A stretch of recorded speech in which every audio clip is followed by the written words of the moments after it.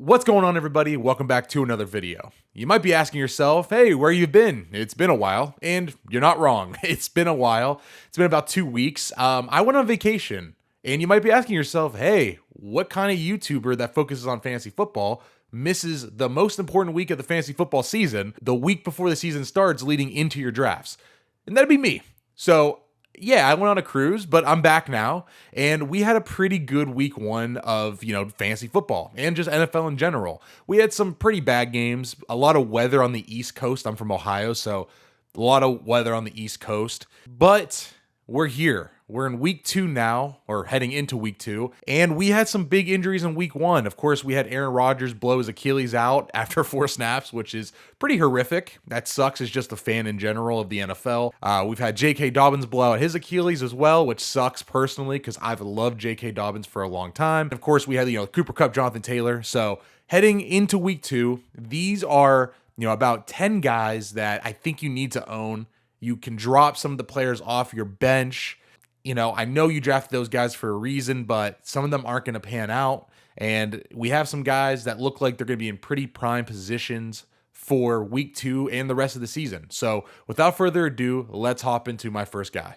All right, so the first guy I want to talk about, and I think this might be the one guy I want to own more than anybody in fantasy football, is Kyron Williams, 7% owned. I'm going to skip the quarterbacks for right now and focus on running backs. We'll get back to them later, but Kyron Williams is 7% owned, and he looks like the best running back on the Rams. He plays 65% of the snaps, 15 carries for 52 yards, 2 TDs, and really the big point I have to say with this is Matthew Stafford looked really good. And he looked back. And that's the only thing I was really concerned about this Rams offense. I don't think it was going to blow up like it did 2 years ago. But if Matt Stafford wasn't any good, then I'd had some major concerns. But he threw for over 300 yards. So I think Kyron Williams can just easily be the starting running back for the Rams. And Cam Akers was very inefficient. He had 22 attempts for 29 yards.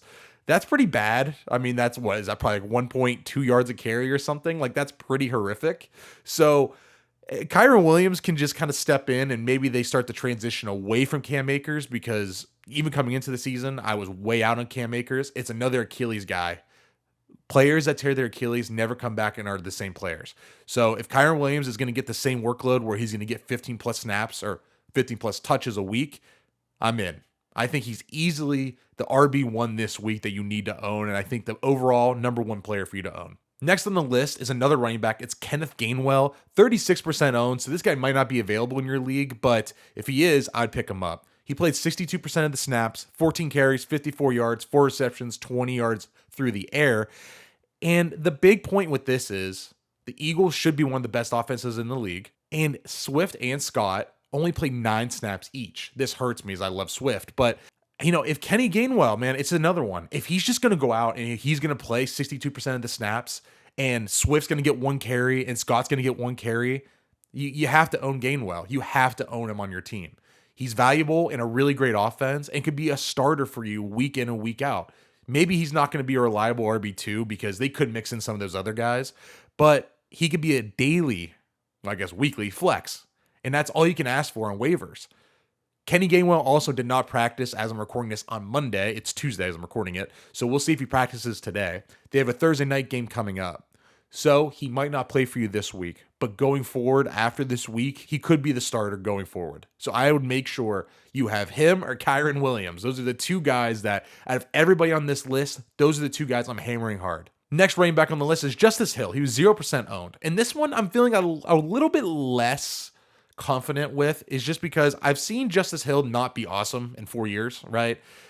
Even in this game, he was, the second running back, but kind of the mixed in with Gus Edwards. J.K. Dobbins tore his Achilles. His career is probably over, sadly. But Justice Hill, they put him right in, and he scored 2 goal line touchdowns. There's nothing more you can really do than that, right? That's kind of the best scenario for him. And he was a little inefficient, right? Obviously he had 8 carries for 9 yards. But if Justice Hill can just come in and he could be a part of that 1-2 punch with Gus Edwards or Melvin Gordon, if he's the leader of that backfield, it's a valuable role to have. And the last running back that I want to talk about is Josh Kelly, 7% owned. He played 48% of the snaps, so about split with Eckler. And we know Eckler's the guy. But if Eckler's going to be banged up, right now he has an ankle injury. But even if Eckler isn't totally banged up, it's still just valuable to have Josh Kelly as, a handcuff slash a possible flex on a really tough week for you. I mean, he had 16 carries for 91 yards and a touchdown. He's not going to do a lot through the air.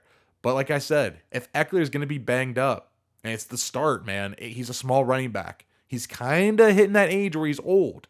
Josh Kelly could have a valuable role here as a backup slash flex slash, hey, if he's playing 50% of the backs or 50% of the snaps, you need to own him on your team.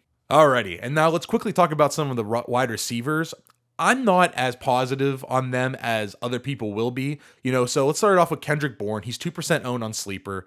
But the thing I love is that he played 91% of the snaps, 6 receptions for 64 yards and 2 touchdowns. Now, is he going to do that week after week? Doubtful. But a receiver that's going to play 91% of the snaps on kind of almost any team, especially a team like the Patriots, who I think are going to throw a decent amount, I think you got to own Kendrick Bourne. It's like this guy, I don't know how awesome he's going to be throughout the whole season, but we've seen him have an 800-yard season in the past, and that receiving core really isn't that talented. You have Devontae Parker, who's just kind of meh. You have Thornton, who's on the IR. So Kendrick Bourne has a real opportunity at the beginning of the season. And if you're like a Cooper Kupp owner where you're missing a really good receiver, Kendrick Bourne is at least has an opportunity or is in the opportunity or the situation to make good on his opportunity, is what I meant to say. Next is the guy that everyone's probably going to be targeting is Puka Nacua. If I've said that correctly, he's only 10% owned, and he played 78% of the snaps, but he was targeted 15 times, had 10 catches, 119 yards, and 0 touchdowns. But still, if you're going to come out and get 10 catches, if you're going to be targeted 15 times, you're a must-own. Now, this probably all changes when Cooper Kupp comes back. But the impression I got from week 1 was the Rams are tired of Van Jefferson. I mean, that dude dropped a wide open, easy catch down the field for a long gain. And why am I going to keep throwing it to Van Jefferson? Why am I going to have him on the field when apparently Puka Nacua can just come out and get 15 targets and catch 10 of them? So I don't know how long this lasts, because it seemed he was kind of in that Cooper Kupp role, if you will, where he's just heavily targeted. It's not anything really downfield a ton, as he had 10 catches for, 119 yards. So nothing too downfield. But if he's going to go out and get 15 targets a game, then I feel like you have to own him. And if that changes when Cooper Kupp comes back, then so be it. We'll take the loss then. For 4 weeks, I think he's worth the pickup. And maybe he'd last longer into the season. The last receiver I want to talk about is Rasheed Shaheed, the third receiver from the Saints. He had 5 targets, 5 receptions, 89 yards, and a touchdown. And this guy is more of your flex option. I wouldn't rely on him week in and week out to be, a really, valuable or reliable receiver, but he has that flex appeal, and he's a downfield threat. That's the one thing the Saints are kind of lacking. You have Michael Thomas, who's more of the underneath guy and always kind of has been. And I like Chris Olave a lot, had some big plays for sure. But Chris Olave is going to be that middle of the field, short route guy, where I think Shaheed is the field stretcher. He's where the Derek Carr takes the bombs and will complete them, because Derek Carr isn't that bad of a downfield passer. So I think Rasheed Shaheed's going to have his up and down weeks, but I think he's a valuable flex option for your league. If you need a receiver, or if you're just kind of lacking depth on your bench, that could be a good guy to stash away. And maybe we have another Michael Thomas injury, and he gets more of that snap percentage, and he can play even more later in the season. And then quickly, we're going to talk about 2 tight ends. And these guys haven't done anything that impressive, but they're playing a lot. So Sam LaPorta is 58% owned, which, maybe he's not available in your league. But Detroit Lions tight end, as a rookie, played 83% of the snaps, 5 targets, 5 receptions, 39 yards. So obviously nothing crazy there, but at least he's playing a lot of the snaps. And as a rookie without really any talent in the tight end room, I just expect him to play a lot more. I just think he's going to finish around that. He did good run blocking, which is something you really need to do if you want to be a protected tight end and actually be on the field for snaps. So Sam LaPorta, I think, especially in a Detroit Lions offense that's lacking weapons, especially as Sam LaPorta probably gets more, mixed into that offense. He's still a rookie at the end of the day. So Sam LaPorta could be a good add at 58% owned. And then Adam Troutman. Now you're like, who? He was heavily a sleeper for people in the past couple of years when he was with the Saints. He's 0% owned. I just saw Greg Dulcich go out with a leg injury. We have no idea how severe it is. But in that game, Troutman played 72% of the snaps, 5 targets, 5 receptions, 34 yards. So nothing crazy, but I'm looking for starting tight ends. And he came over with Sean Payton. He was always a sleeper in fantasy football when he was with Sean Payton. And now that Payton came to Denver, he followed him here. So obviously, I think he has a little bit of a spot, a soft spot in Sean Payton's heart. Maybe Troutman could be something decent. I'm not expecting him to go out and ball out every week, but if he could just be involved and play over, he played 72% of the snaps. So if I can get a tight end that does that, I'll take it for fantasy football any day of the week. And then quickly, we'll talk about two quarterbacks that, if you lost Aaron Rodgers, or if you are kind of feeling a little weary about having Russ or Geno Smith in your week one. These are two guys that I like coming into this week. It's Jordan Love at 38%. He plays Atlanta, so not a very good defense, and he threw 3 touchdowns last week. So if, Jordan Love in his first start looks like that in week 2, he's going to be on the radar. So maybe hop on it early, just take the shot and see how he looks in week 2 against a pretty bad Atlanta team. And then Matthew Stafford, 25% owned. He threw for 300 yards last week and no touchdowns, but they ran, I believe, 3 in. So if you're going to run 3 in and, Stafford's going to get 0 touchdowns, it could happen again, but I expect Stafford to maybe throw a touchdown this week, at least 1 or 2. And if he's going to throw for 300 yards and shown that his arm's still pretty good, I'm in. Just don't forget, right? 2 years ago, Matthew Stafford was, a top 10 quarterback for the Rams. He was awesome that year. So why can't he do it again if the arm's healthy?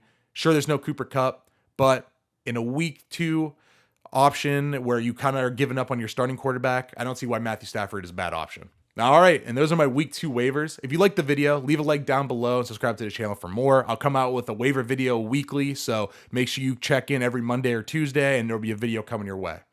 All right, thanks for watching, and I'll see you guys next time.